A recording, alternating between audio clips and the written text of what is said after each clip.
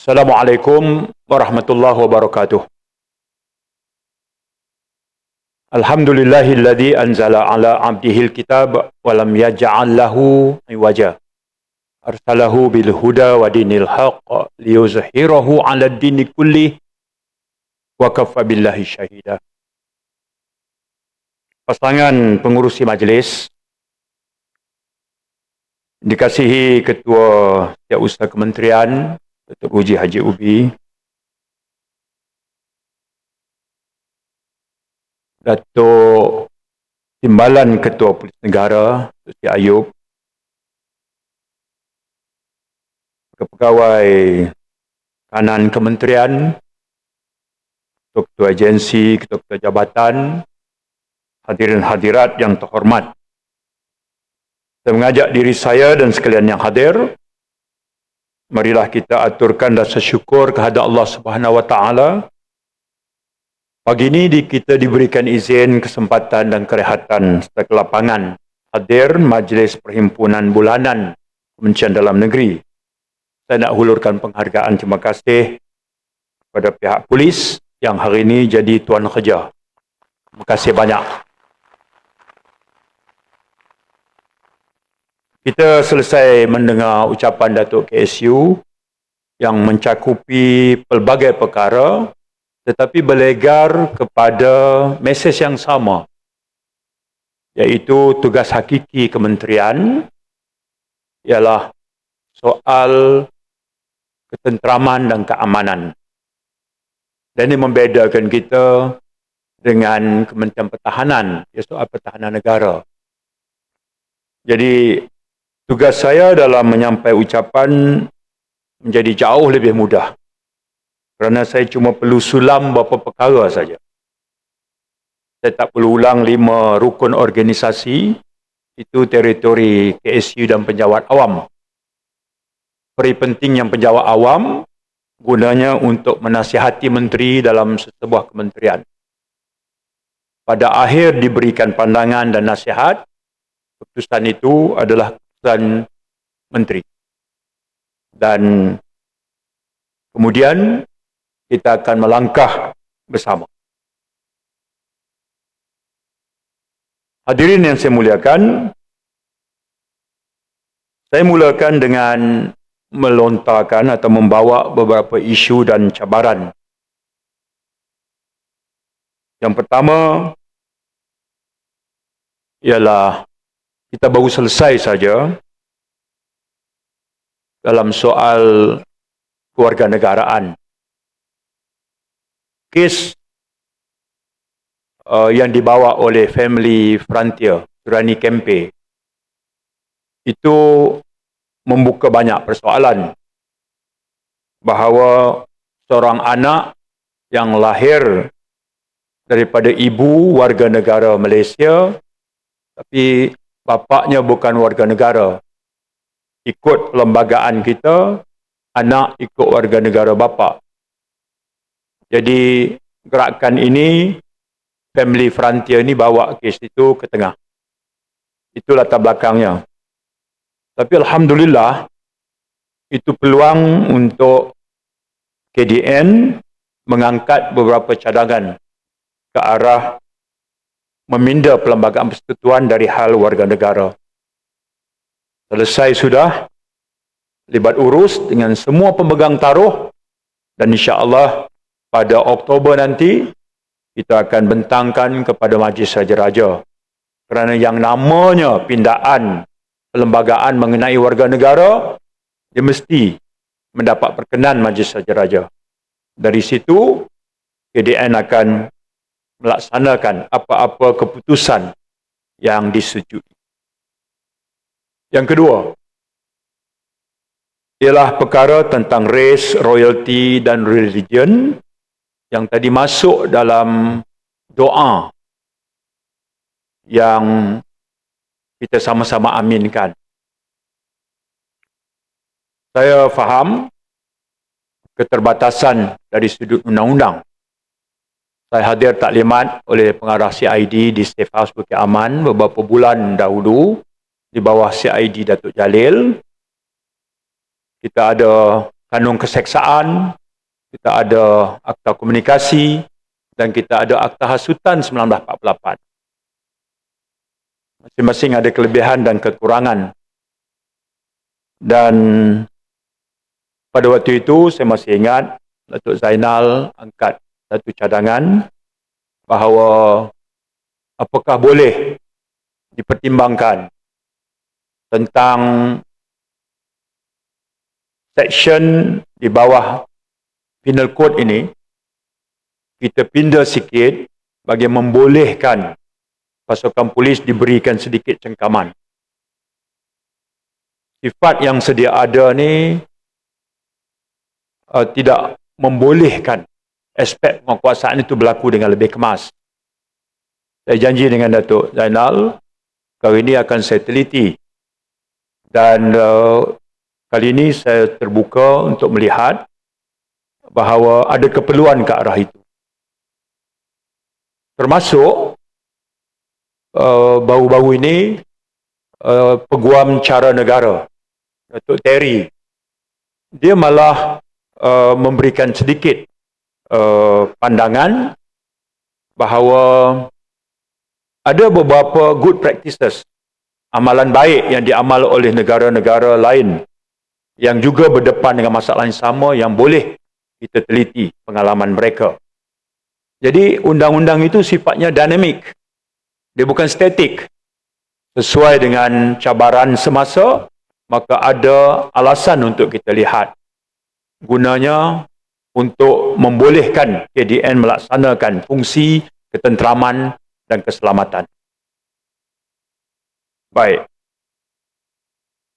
Cabaran yang ketiga adalah jenayah cyber yang semakin meningkat. Kerana itu harapan rakyat kepada pasukan polis khususnya ialah untuk membolehkan hal ini dibendung. Untuk itu dilakukan, pasukan polis harus diberikan segala dokongan dan sokongan. Sama ada dari segi aspek latihan, kelengkapan, sistem, logistik dan sebagainya. Kalau Majlis Sosial Negara dalam mesyuarat Kabinet minggu lepas diberikan satu laporan oleh menterinya, Menteri Nancy Shukri, itu kalau berdasar pada kes yang dilaporkan untuk tahun ini, unjuran kerugian itu akan mencecah dalam bab skema saja sehingga 1.2 bilion ringgit. Itu jumlah yang sangat besar. Cabaran yang keempat, kita masih lagi berdepan dengan isu kesesakan di pintu masuk negara. Masih. Bangunan Sultan Iskandar, Kompleks Sultan Abu Bakar, KLIA 1 dan 2. Namun keadaannya menjadi jauh lebih baik berbanding keadaan beberapa bulan yang lepas. Kesesakan pejabat pengeluar pasport misalnya, saya minta terima kasih Datuk Ruslin yang mengambil banyak langkah proaktif. Pasport di negara kita ni, orang yang mohon, bagi setiap 100 permohonan, 55% adalah dia datang sendiri. 45% dia mohon atas talian. Itu fakta dia. Bagi setiap 100 yang dah dapat pasport, yang memulakan perjalanan cuma 60. 40 lagi dia pegang dan simpan. Nak bagi ada. Okey. Baik. Pada masa yang sama, pejabat pengeluar pasport sedia ada ni pula isu kesesakan. Dia berbaris pagi, tapi nombor dah habis. Kenapa nombor habis? Sebab mesin pencetak buku pasport satu hari boleh cetak 400 buku aja. Ya. Jadi hal ini respon daripada Jabatan Immigration. Saya minta KSU bantu dan teliti.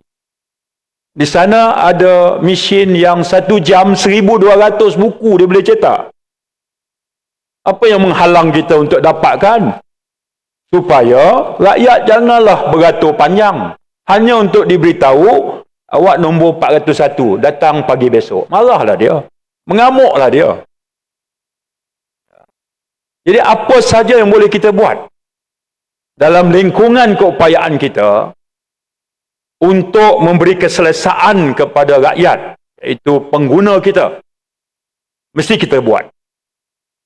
Tindakan kita itu boleh jadi tak popular kerana kita mengubah gaya lama. Ya, gaya lama, syarikat lama, marahlah dia.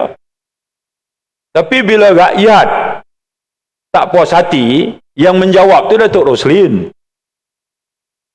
Ya, syarikat tak jawab. Dia dah dapat dah. Jadi, satu mesin yang boleh cetak 1 jam 1,200 buku ni dapatkan segera. Apa cara pun, supaya bila kita letak di pejabat pengeluar pasport, rakyat tak payah lagi bising kerana beratur panjang. Bayangkan kalau satu hari, 8 hari bekerja, boleh cetak 1,000 berbanding 1 hari bekerja, mesin lama 400 buku. Itu perubahan yang luar biasa yang kita kena percepatkan. Okay. Itu saya minta KPI Datuk Roslin lah tahun ni. Boleh? Angguk pun tak berapa laju dia. Dia angguk. Baik. Kesesakan pintu masuk, saya tahu Datuk KSU paling kerap turun ke bawah. Johor, KLIA. Saya juga sesekali sampai. Dan kita tahu, pukul 3 petang sampai 11 malam, KLIA 1, itu ketibaan pesawatnya itu selang 2 minit. Selang 3 minit. Pesawat wide body. Dah tentu kesesakan itu masa puncaknya 3 petang 11 malam. 3 petang 11 malam. Di mana? KLIA 1. Macam mana tahu? MAB bagi report pada kita. Rekod ketibaan.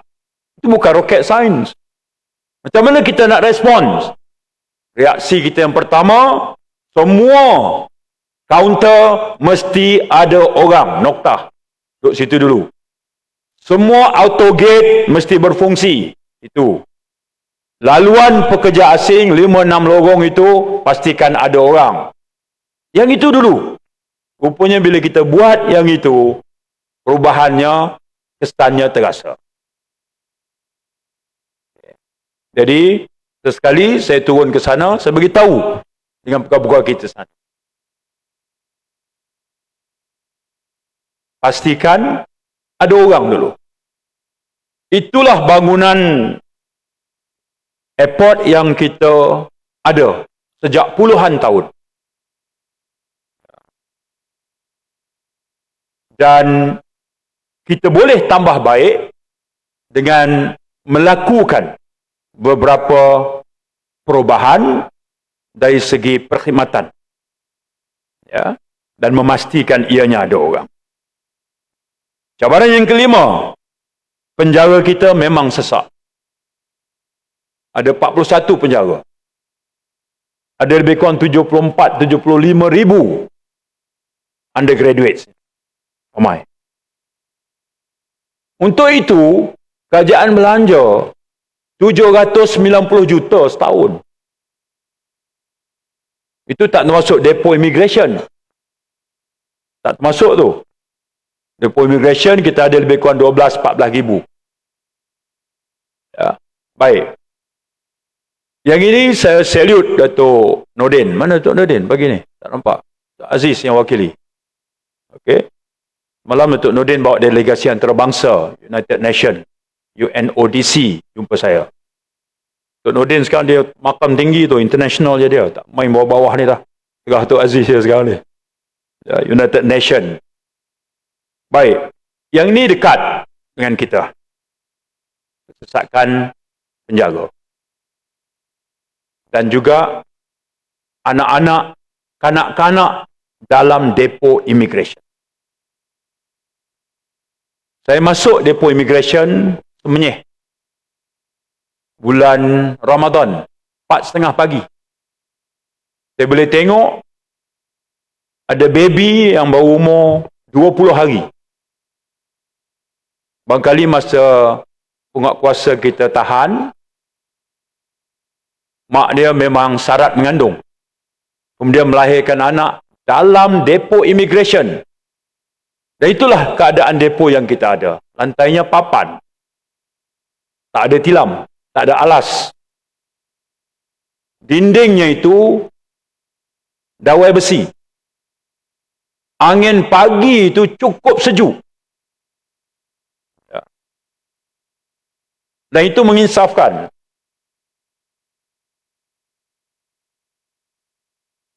Saya pun boleh terbayang, saya baru dapat cucu. Cucu yang kedua. Baru 20 hari, 30 hari lah. 30 hari. Tok Wan tak apa ingat lah. Saya boleh tengok baby yang merah itu. Ya. Kan tidur dengan Tok Wan lah sekarang ni. Nyusu aja kami pindahkan bilik mak dia. Jadi Tok dengan Tok Wan tengah-tengah cucu lah ni. Sekarang. Tapi saya boleh tengok macam mana baby yang baru lahir itu, saya rasa teringat sangat kem yang kita lawati. Saya beritahu dengan Tok KSU, please lah Tok KSU, do the right thing. Mari kita mula dulu, keluarkanlah. Alhamdulillah, saya ucap terima kasih banyak. Kita dah jumpa lokasi yang pertama. Dinilai. Kita akan keluarkan 80 orang yang pertama. Dalam masa terdekat ini. Tilam baru kita masukkan. Perkakasan baru kita masukkan. Dalam masa terdekat ini, kita kena pindahkan kumpulan pertama anak-anak. Dan itu tindakan yang betul dari sudut peri kemanusiaan yang mesti dibuat oleh kerajaan Madani. Tolong, yang ini kita kena buat.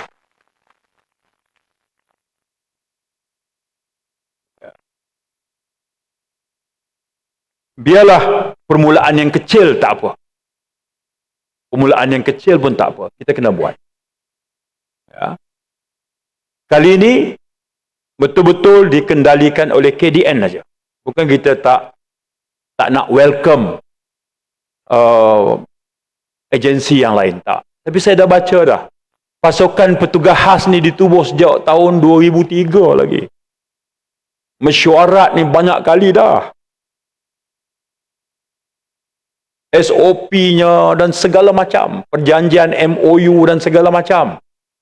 Saya minta Datuk Roslin invoke kuasa di bawah Akta 155 dan saya juga minta bahagian penasihat undang-undang tengok balik Akta 611. Okay, tak salah. Kita tengok balik Convention Kanak-Kanak, TRC.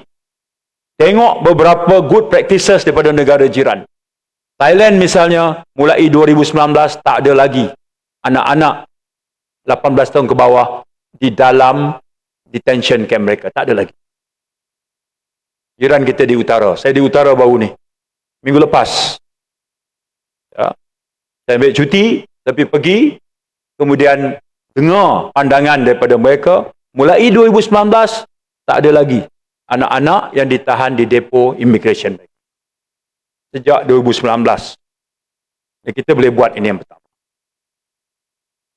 Isu kesesakan penjara, tetap Datuk Aziz dan Datuk Nordin kena kenalikan. Ya, itu komitmen berterusan. Parol, perintah kehadiran wajib, dan juga pembebasan berlesen, dan saya juga minta segerakan home detention. Sebab dia tak perlu pindah apa-apa. Akta penjara tak perlu pindah. Kita cuma perlu kemaskinikan beberapa SOP sahaja. Dan saya fikir melalui 4 jalur ini, isu kesesakan penjara boleh kita atasi. Baik. Dadah disebut KSU tadi, memang 2 mesyuarat kabinet yang lepas, kabinet mengarahkan untuk KDN mengemukakan satu laporan yang komprehensif, lengkap. Ini memerlukan PDRM dan AADK duduk. Kita dah berlawan dengan dadah ni berdekad lamanya. Kita pun boleh tanya diri kita, semakin reda atau semakin berat. Baik. Itu bahagian pertama, cabaran. Bahagian yang kedua ialah saya nak sebut tentang hala tuju kita, KDN ini. Hadirin yang saya muliakan, KSU kata ada 4 bulan lagi sebelum tirai tahun ini tamat. Kita akan ada kajian separuh penggal Rancangan Malaysia ke-12, pembentangannya bulan 9. Kita akan ada bajet tahun depan yang akan dibentangkan pada bulan 10, Jumaat minggu terakhir, Oktober. Dan peranan kita yang kita balut dalam bentuk hala tuju kita, itu kita gariskan ada 3. Yang pertama, kita bertekad KDN ini nak bagi sumbangan yang betul-betul berkesan, nak wujudkan suasana yang kondusif bagi pembangunan ekonomi negara. Dalam bentuk jenayah nak kita kurangkan, dan kita nak wujudkan persekitaran negara yang selamat dan aman. Negara yang aman, negara yang selamat, kadar jenayah yang berkurangan, itu akan menyumbang kepada iklim yang lebih kondusif dalam negara. Sekaligus pembangunan ekonomi dapat dipacu. Itu yang pertama. Yang kedua, sistem penyampaian perkhidmatan kita. Kita nak baiki sungguh-sungguh. Termasuk, saya baru terfikir, langkah ke arah digitalisasi ini, digitalization ini, juga kena kita agresifkan. Saya bagi contoh. Kita sekarang ni lesen pengawal keselamatan. Ada 1,100. Kita dah keluarkan. Sepanjang saya jadi menteri, 1 pun belum saya luluskan. Saya nak tengok 1,100 ni cukup tak? Jawapannya memang belum cukup. Pekerja asing dari luar negara saja, khususnya dari Nepal, itu sudah 70,000. Tapi demand ada lagi 30,000. Maknanya 100,000 pekerja pengawal keselamatan dari luar negara saja. Di antara 15 negara sumber, kita cuma buka 1 negara saja, iaitu Nepal. Untuk itu masih ada 30,000 lagi permintaan. Baik. Saya akan bincang nanti dengan KSU, termasuk bahagian K, bahagian keselamatan, Zul dan kawan-kawan dia dalam bahagian keselamatan, keperluan untuk memenuhi permintaan. Tetapi, dia bukan terhenti setakat meluluskan lesen syarikat perkhidmatan. Syarikat itu mesti digesa berubah ke arah pendigitalan. Dia mesti bergerak ke arah itu. Tak ada basa-basi, tak ada excuse. Kalau tidak, sistem pengurusan itu masih gaya lama lagi. Dan akibatnya permintaan itu akan menjadi terus tinggi. Sedangkan bergerak ke arah pendigitalan akan mengurangkan permintaan daripada sektor ini. Baik. Hala tuju yang ketiga adalah aspek kebajikan anggota keselamatan. Saya secara peribadi sangat terkesan mengunjungi pos PGA di Sungai Golok. Selepas APMM bawa saya naik kapal menuju ke beberapa lokasi strategik, balik kami singgah di PGA Sungai Golok. Ada 6 ke 7 unit saja. 2 kabin, lantainya reput, boleh nampak tanah. Katil bujang yang dah kendur springnya. Tilam yang tak berupa tilam. Kipas yang tak berfungsi. Bekalan air bersih dari tangki. Kebetulan masa itu musim panas, jalan berdebu.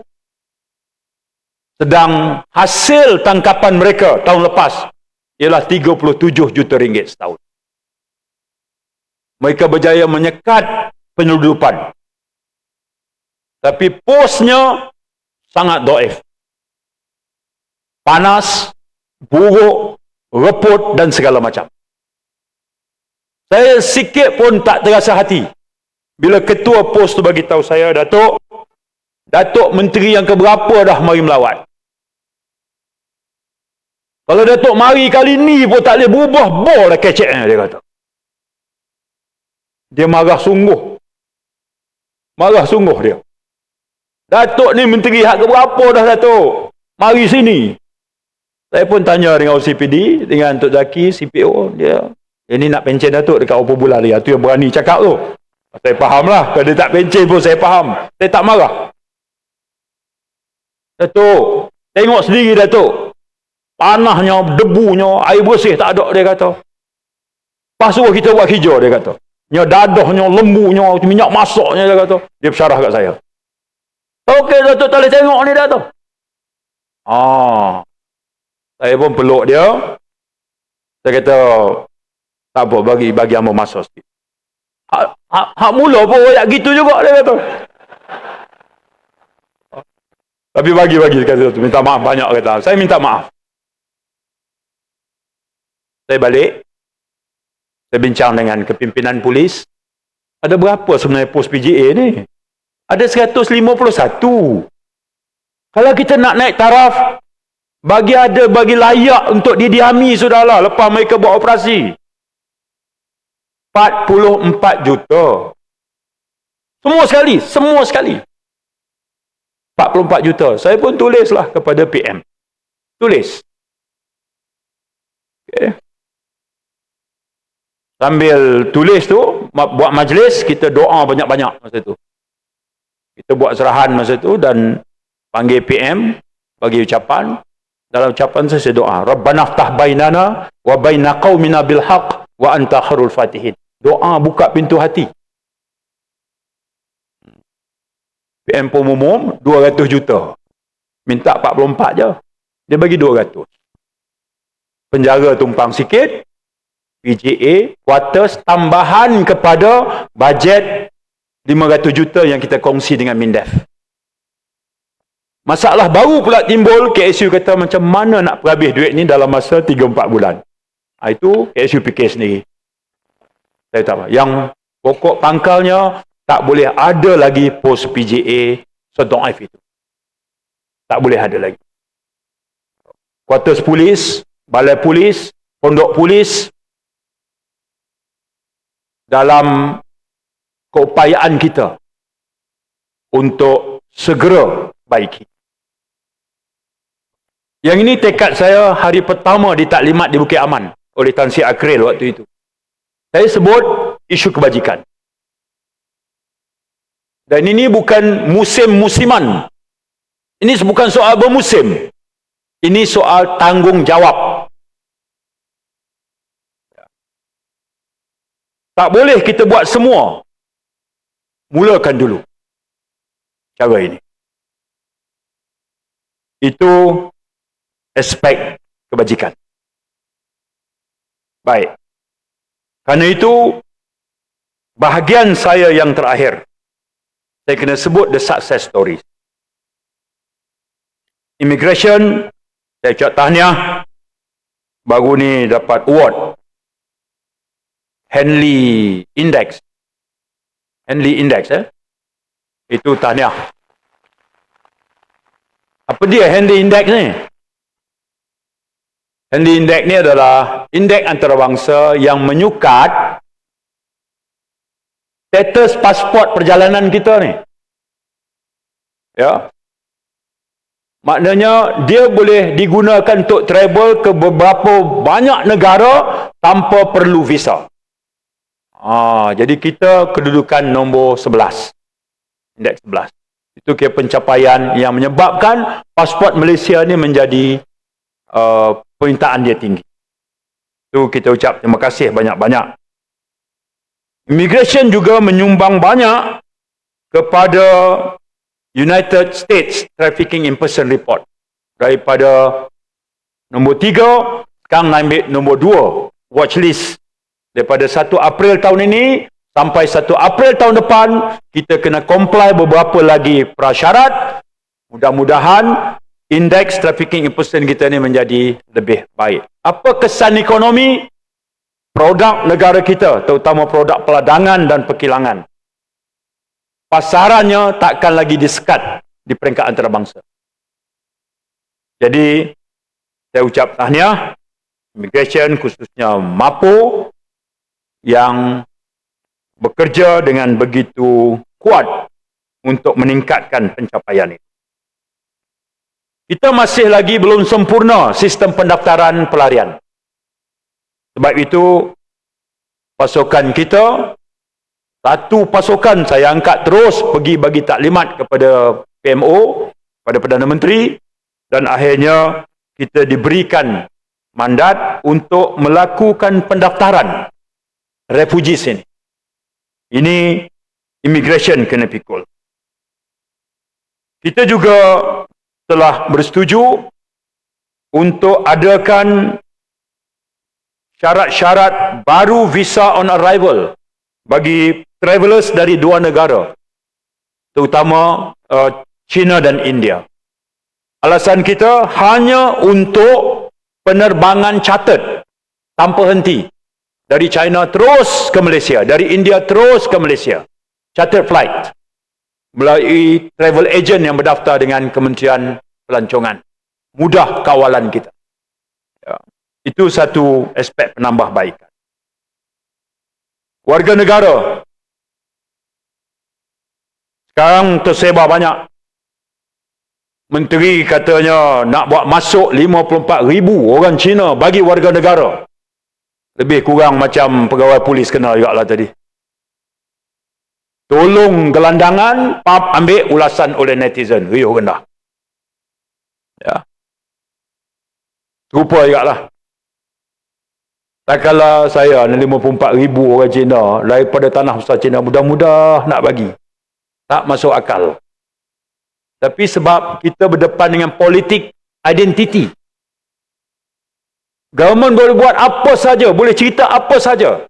Tapi selagi politik of identity ini, kaum dan agama tebal, rasional tak ada tempat.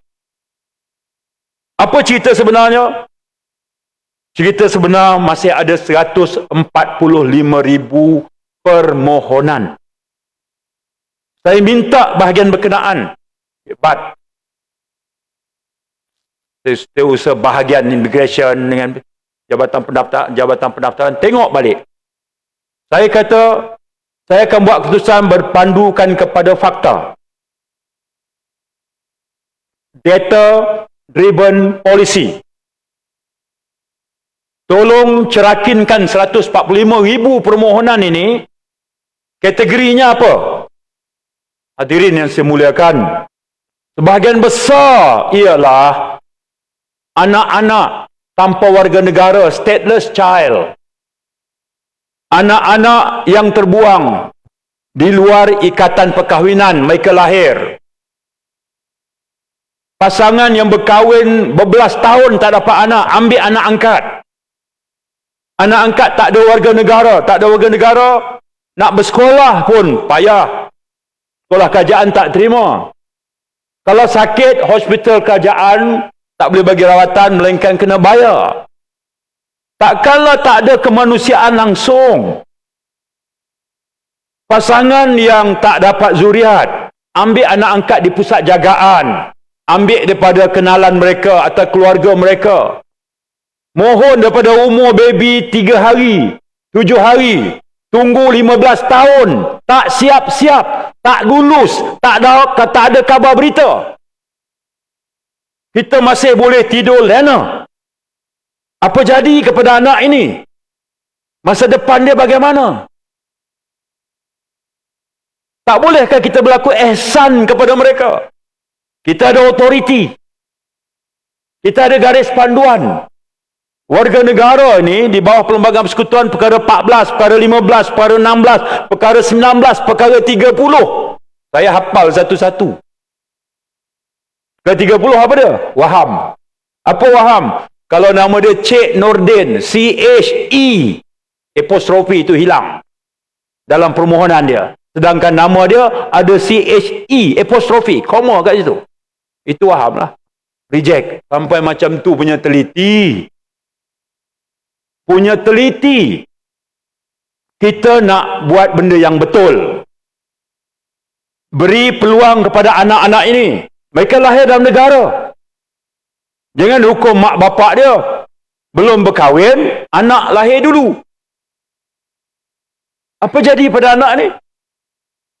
Inilah yang kita selesaikan. Alhamdulillah. Ini bukan bagi warga negara, nah, rakyat negara Cina, sini, mari, berbondong-bondong, berderu. Sebab kerajaan sekarang bagi mudah saja. Jangan sampai macam tu. Yang kita urus sekarang ini adalah kategori yang saya sebutkan tadi. Saya ucap terima kasih. Sejak saya set hala 7 ini, kita telah luluskan, buat keputusan kepada 9,245 orang daripada sasaran 10,000 yang saya nak selesaikan tahun ini. Bagi peluang kepada anak-anak ini. Sesekali saya turun dan saya tanya, nama apa? Nama Saadiah. Anak ni, ini anak angkat. Saya bela daripada kecil, daripada anak abang saya. Ambil anak abang, ya. Anak abang ramai sangat anak. Kami ambil seorang. Mohon sejak bila? Tak lama Datuk, lebih kurang 11 tahun dia tu. Takkanlah bagi peluang kepada Saadiah ni, dengan suami dia, bagi warga negara pada anak dia. Apakah itu tindakan yang menyongsong arus menyalahi undang-undang? Jawapan dia tidak. Kerana itu, kita akan terus meneliti permohonan ini. Mana-mana yang mencapai syarat tapisan oleh jawatan kuasa kewarganegaraan KDN, kita akan teruskan. Berlaku ihsan kepada mereka adalah tindakan yang betul. Ini tekad dan keyakinan yang saya nak bawa. Baik. Isu kalimah Allah, saya ucap terima kasih bahagian penguatkuasa dan juga kawalan. Mereka telah melengkapkan sesi libat urus setakat ini 3, ada lagi 2. Bukan saja dengan pemimpin agama Islam, asatizah, ahli-ahli akademik, pengamal undang-undang, kita juga akan jumpa dengan pemimpin agama lain dan kita akan berikan input kita kepada Majlis Kebangsaan Hal-Ehwal Islam yang dipengusikan oleh Kebah Duli Sultan Selangor. Dan pada Oktober nanti, hal ini akan dibentangkan kepada Majlis Raja-Raja. Apapun keputusan, itu akan menjadi panduan kepada KDN untuk merangka arahan pentadbiran yang baru. Isu kalimah Allah, kita guided by keputusan Jemaah Menteri 1986, keputusan Majlis Muzakarah Kebangsaan, semua enakmen negeri yang ada, kesemua ini menjadi panduan kepada kita. Isu kalimah Allah bukan soal teologi, bukan soal kerajaan benarkan penganut agama lain guna. Itu bukan isunya. Ya. Ini bukan soal teologi, ini bukan soal akidah. Ini soal arahan pentadbiran yang telah dibatalkan keputusannya oleh mahkamah. Bukan dibatalkan, mahkamah buat keputusan arahan pentadbiran tak boleh diguna lagi. Jadi macam mana KDN nak kuat kuasa di pintu masuk? Kalau ada lagi bahan penerbitan seumpama itu yang nak kita buat arahan pentadbiran baru. Ini bukan seperti mana yang dipusing oleh setengah kalangan yang enjoy untuk mainkan sentimen ini, bahawa ini sebuah kerajaan yang dah benarkan Kristian ke apa ke, gunalah semau-maunya. Sampai macam tahap itu. Isu pokok apa dia? Arahan pentadbiran yang kita keluarkan mengikut akta mesin cetak, mahkamah kata terbatal, tak boleh guna pakai lagi. Kalau tak boleh guna pakai, kita nak guna yang mana? Kita kena buat yang baru. Untuk buat yang baru, kita buat libat urus dengan asatizah, para agamawan, pengamal undang-undang, ahli akademik. Kita jumpa semua yang telah kita buat, dan kita punya arah tuju yang sangat jelas soal ini. Tak ada baiknya pun untuk kita terus mempertikai keislaman sesama kita, akidah, iman dan sebagainya. Tak ada. Selama di kalangan kita ni sama-sama melafaz syahadah, mereka kamu saudara aku. Itu aja. Bukan tugas kita nak semak lebih daripada itu. Tak ada lagi. Baik. Saya dah sebut penjara. Saya kena sebut juga Geran Pertubuhan Prihatin Community di bawah ROS yang punya peruntukan 20 juta, 10,000 bagi setiap perubahan yang layak, persatuan penduduk yang layak. Mereka boleh memohon daripada peruntukan ini untuk aktiviti-aktiviti komuniti dan kesedaran keselamatan. Hadirin yang saya hormati sekalian, menutup ucapan saya mulakan tadi pukul 11.35, saya akan tutup sekitar 12.20. Okey. Penutup saya ni penutup tanpa teks. Ini betul-betul datang daripada hati sungguhlah. Ya. Tutup saya ni tutup dengan sepotong ayat. Ya ayuhan nas, wahai sekalian manusia. Inna khalaqnakum min zakarin wa unsa. Inna khalaqnakum, sesungguhnya aku menjadikan kamu. Aku jadikan daripada kamu. Zakarin wa unsa. Lelaki dan perempuan. Wa ja'alnakum syu'uban wa qabaila lita'arafu. Aku jadikan kamu ini bersuku-suku dan berbangsa-bangsa. Syu'uban wa qabaila lita'arafu. Allah Ta'ala jadikan manusia ini lelaki dan perempuan, bersuku-suku dan berbangsa-bangsa. Keadaan kita ni, inna akramakum indallahi atqakum. Allah kata yang paling mulia bukan yang paling besar pangkat, bukan yang paling tinggi darjat, bukan daripada bangsa mana, bukan kekayaan dan harta benda. Yang paling mulia dalam pertimbangan Allah ialah yang paling bertakwa, yang paling takut dan paling taat, dan yang paling berusaha elak jangan buat yang Allah Ta'ala larang. Itu dia. Innallaha alimun khabir. Allah maha mengetahui, alim, khabir, paling teliti. Yang ini sangat relevan dengan negara kita hari ini. Melayu, Cina, India, Iban, Dayak, Kadazan, Siam dan segala macam. Siapa jadikan? Allah jadikan. Bersuku-suku, ya. Berbangsa-bangsa, ya. Tapi yang paling mulia, yang paling bertakwa. Ini Allah Ta'ala sebut dalam Al-Quran. Orang Islam baca Quran, pasti baca ayat ini. Ayat ini saya sampaikan sebagai penutup ucapan bulanan saya. Datang betul-betul daripada dhamir saya. Dan tugas menghayatinya mesti dari saya sendiri. Permulaannya. Kemudian sekalian yang mendengar. Kalau ini boleh kita hayati, insya-Allah negara selamat. Tapi kalau kita pecahkan kerana bangsa dia tak sama dengan kita, negara menuju kehancuran.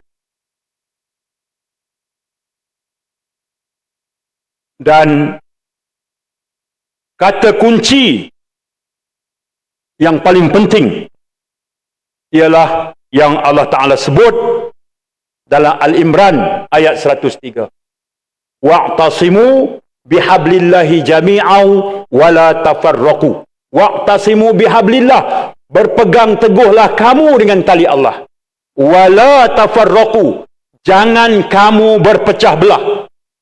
Kita nak bagi tahu sesama kita bahawa dari segi pandangan tauhid, berpecah belah itu adalah satu kesalahan agama. Satu kesalahan agama. Berpecah tu. Itu tanda bahawa masih ada lagi masalah dari segi iman dan akhlak. Nak kena baiki. Dan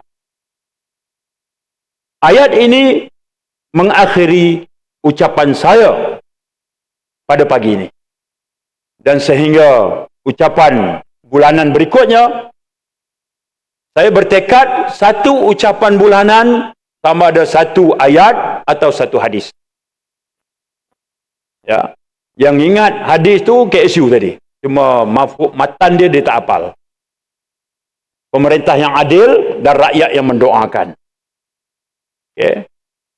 Itu ucapan bulanan saya yang kedua. Okay. Ucapan bulanan yang pertama, yang tak ingat, tanya Datuk Ayub. Saya duduk situ masa ucapan pertama. Saya semak balik, tanya. Dia ingat ke tak?